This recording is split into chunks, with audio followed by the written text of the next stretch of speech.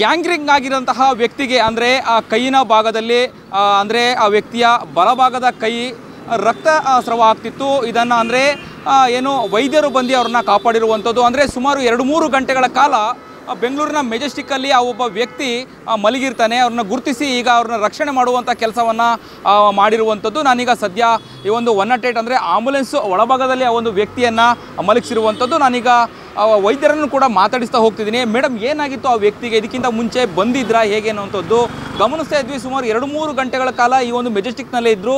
ಅತಿ ಹೆಚ್ಚು ರಕ್ತಸ್ರಾವ ಆಗ್ತಾಯಿತ್ತು ಬಲಗೈ. ಏನಾಗಿತ್ತು ಅನ್ನುವಂಥದ್ದು? ಸರ್, ಅವ್ರ ಕೈ ಏನೋ ಇನ್ಫೆಕ್ಷನ್ ಆಗಿಬಿಟ್ಟು ಫುಲ್ ಬ್ಲೀಡಿಂಗ್ ಆಗ್ತಾ ಇದೆ. ಅವರು ಒಂದು ಬಾರ್ ಹತ್ರ ಬಿದ್ದಿದ್ರಂತೆ. ಪಬ್ಲಿಕ್ ಯಾರೋ ನೋಡ್ಬಿಟ್ಟು ಅವ್ರನ್ನ ಎತ್ಕೊಂಬಂದ್ಬಿಟ್ಟು ಈ ಹಾಸ್ಪಿಟ್ಲು ಗೇಟ್ ಮುಂದೆ ಕೂರಿಸಿದ್ದಾರೆ. ಇದು ಸರ್ಕಾರಿ ಆಸ್ಪತ್ರೆ. ಇಲ್ಲಿ ಯಾರು ಅವ್ರನ್ನ ಗುರುತಿಸಿ ಅಟ್ಲೀಸ್ಟ್ ಅವ್ರಿಗೆ ಫಸ್ಟ್ ಏಡ್ ಕೂಡ ಮಾಡಿಲ್ಲ. ಯಾರೋ ಪಬ್ಲಿಕ್ ನೋಡಿದವರು ಬ್ಲೀಡಿಂಗ್ ಎಲ್ಲ ನೋಡೋಕ್ಕಾಗ್ದೇ ಕಾಲ್ ಮಾಡಿದ್ರು 108ಗೆ. ನಾವು ಇಮಿಡಿಯೇಟ್ ಬಂದುಬಿಟ್ಟು ಅವರಿಗೆ ಫಸ್ಟ್ ಏಡ್ ಎಲ್ಲ ಮಾಡಿ ಪೊಲೀಸ್ಗೆ ವೆಯ್ಟ್ ಮಾಡ್ತಾಯಿದ್ವು. ಹಾಫ್ ಆನ್ ಅವರ್ ಮೇಲೆ ವೆಯ್ಟ್ ಮಾಡಿದ್ವಿ. ಇವಾಗ ಬಂದಿದ್ದಾರೆ ಪೊಲೀಸು. ಅವ್ರಿಗೆ ಟ್ರೀಟ್ಮೆಂಟ್ ಮಾಡಿ ಇವಾಗ ಅವರಿಗೆ ಹಾಸ್ಪಿಟ್ಲಿಗೆ ಕರ್ಕೊಂಡು ಹೋಗ್ತಾ ಇದ್ವಿ ಸರ್. ಅಂದರೆ ಗ್ಯಾಂಗ್ರೀನ್ ಆಗಿತ್ತು ಅಂತೇಳಿ ಹೇಳುವಾಗ ಇದಕ್ಕಿಂತ ಮುಂಚೆ ಏನಾದರೂ ಟ್ರೀಟ್ಮೆಂಟ್ ತೊಗೊಂಡಿದ್ರೆ ಇವರು? ಅದು ನಿಮ್ಮ ಗಮನಕ್ಕೆ ಬಂದಿತ್ತಾ ಹೇಗೆ ಅಂತ? ಸರ್, ಇದಕ್ಕೂ ಮುಂಚೆ ಇವರು ಇವಾಗ 1 ವೀಕ್ ಬ್ಯಾಕಲ್ಲಿ ಬೇರೆ ಏರಿಯಾದಲ್ಲಿ ಬಿದ್ದಿದ್ರು. ಇವರು ಅನ್ನೊಂದು ಪರ್ಸನು ಹಿಂದಿ ಮಾತಾಡ್ತಾರೆ, ಕರ್ನಾಟಕದವ್ರಲ್ಲ ಅನ್ಸುತ್ತೆ ಇವರು. ಅಲ್ಲಿಂದ ನಮ್ಮ ಬೇರೆ ಸ್ಟಾಫು ಇನ್ನೊಂದು ಸ್ಟಿಪ್ಟಲ್ಲಿ ಬೇರೆ ಸ್ಟಾಫ್ ಅಟೆಂಡ್ ಮಾಡಿದ್ದಾರೆ ಕೇಸು. ವಿಕ್ಟೋರಿಯಾ ಹಾಸ್ಪಿಟಲ್ ಡ್ರಾಪ್ ಮಾಡಿ ಬಂದಿದ್ದಾರೆ. ಇವರು ಸರಿಯಾದ ಚಿಕಿತ್ಸೆ ತಗೊಂಡಲ್ಲೇ ಅಲ್ಲಿಂದ ವಾಪಸ್ ಬಂದಿದ್ದಾರೆ. ಇಲ್ಲಿ ಬಂದು ಬಿದ್ದಿದ್ದಾರೆ ಇಲ್ಲಿ ಎಲ್ಲೋ ಬಾರ್ ಹತ್ರ. ಪುನಃ ಇವ್ರು ಮತ್ತೆ ನಮಗೆ 108 ಕಾಲ್ ಬಂದಿದೆ. ಅಟೆಂಡ್ ಮಾಡಿ ಎಲ್ಲಿಗೆ ಕರ್ಕೊಂಡು ಹೋಗ್ತಿದ್ರೆ, ಯಾವ ರೀತಿಯಾಗಿ ಚಿಕಿತ್ಸೆ ಕೊಡ್ತಾರೆ ಈ ವ್ಯಕ್ತಿಗೆ ಅಂತ? ವಿಕ್ಟೋರಿಯಾ ಹಾಸ್ಪಿಟಲ್ ಕರ್ಕೊಂಡು ಹೋಗ್ತೀವಿ ಸರ್. ಅಲ್ಲಿ ಎಮರ್ಜೆನ್ಸಿ ವಾರ್ಡಿಗೆ ಅಡ್ಮಿಟ್ ಮಾಡ್ತೀವಿ. ಪೊಲೀಸು ಬರ್ತಾರೆ ನಮ್ಮ ಜೊತೆಗೆ. ನೋಡಬೇಕು ಅವಾಗ ಅಲ್ಲಿ ಏನು ಮಾಡಬೇಕು ಅದು ಟ್ರೀಟ್ಮೆಂಟ್ ಎಲ್ಲ ಅಲ್ಲಿ ಮಾಡ್ತಾರೆ. ವಿಕ್ಟೋರಿಯಾ ಹಾಸ್ಪಿಟಲಲ್ಲಿ ನೋಡ್ಕೋತಾರೆ ಸರ್. Okay sir.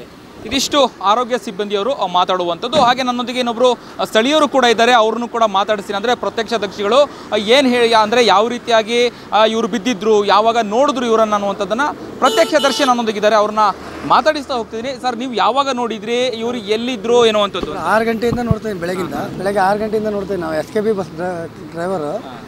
ಆಮೇಲೆ ಅವರಿಗೆ ಕಸ್ಟಮರ್ ಬೇರೆ ಎಲ್ಲ ಜನ ಅಡ್ಡಾಡೋದು ನೋಡಿದ್ರು ಕೂಡ ಯಾರು ರೆಸ್ಪಾನ್ಸ್ ಮಾಡಿಲ್ಲ. ಯಾರು ಕೂಡ ರೆಸ್ಪಾನ್ಸ್ ಮಾಡಿಲ್ಲ. ಇವಾಗೇನೋ ಬಂದು ಯಾರು ರೆಸ್ಪಾನ್ಸ್ ಮಾಡಿರ್ಬೋದು. ಆದರೆ ಇಂಥ ಕಸ್ಟಮರ್ ಭಾಳ ಇದ್ದಾರೆ ಇಲ್ಲಿ. ಡ್ರಿಂಕ್ಸ್ ಮಾಡಿರ್ತಾರೆ, ಇನ್ನೊಂದು ಮಾಡಿರ್ತಾರೆ. ಯಾಕಂದ್ರೆ ಪ್ರಾಬ್ಲಮ್ ಭಾಳ ಇರ್ತದೆ ಜನಕ್ಕೆ.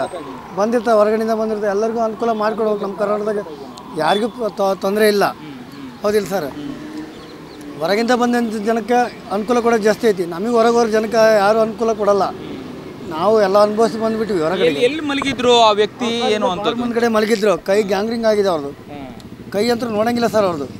ಅಂಥ ಟೈಮಲ್ಲಿ ಅವ್ರನ್ನ ಬೆಳಗ್ಗಿಂದ ಜನ ನೋಡ್ಕೊಂತಾನೆ ಅಡ್ಡಾಡ್ತಾರೆ. ಯಾರು ಕೂಡ ರೆಸ್ಪಾನ್ಸ್ ಮಾಡಿಲ್ಲ ಸರ್.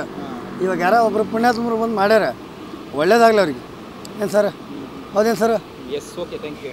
ಇದಿಷ್ಟು ಪ್ರತ್ಯಕ್ಷದರ್ಶಿಯವರು ಹೇಳುವಂಥದ್ದು. ಅಂದರೆ ಇಲ್ಲೇ ಖಾಸಗಿ ಬಸ್ನ ಚಾಲಕರು ಅಥವಾ ನಿರ್ವಾಹಕರ ಕೆಲಸವನ್ನು ಮಾಡುವಂಥ ಸಿಬ್ಬಂದಿಗಳು ಹೇಳುವಂಥದ್ದು. ಕ್ಯಾಮ್ರಾ ಪರ್ಸನ್ ಕಾರ್ತಿಕ್ ಜೊತೆ ಅಭಿಜಿತ್ ಗಣೇಶ್, ಕರ್ನಾಟಕ ಟಿವಿ, ಬೆಂಗಳೂರು.